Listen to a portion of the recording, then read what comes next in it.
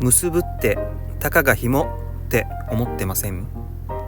でも実はこれ人類の進化の鍵だったって知ってました？ロープワーク、つまり紐やロープの結び方は縄文時代どころか石器時代から使われていたと言われています。当時の人たちは食べ物を吊るしたり道具をまとめたり、まさに文明の手として紐を使っていたんですね。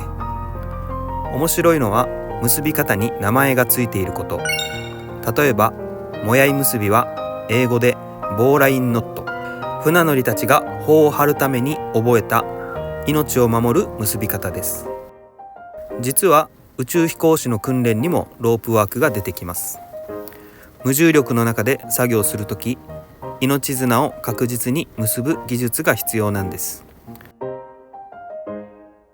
最近では災害時のロープワークにも注目が集まっています。例えば倒壊した建物からの脱出ロープや物資を吊るす仮設の滑車に使われたり、逆に日常ではちょっとした DIY やキャンプに大活躍。コードの整理、カバンの持ち手修理、洗濯ロープの固定、ロープ1本あれば小さな問題は結構解決できるんです。結び方によっては何トンもの重さに耐えられる結びもありますし、逆に子供でも一瞬でほどける簡単な結びもある。この強さと優しさのバランスがロープワークが世界中で何千年も使われ続けている理由なのかもしれません。ちなみに日本の消防士さんもロープワークは必須スキル。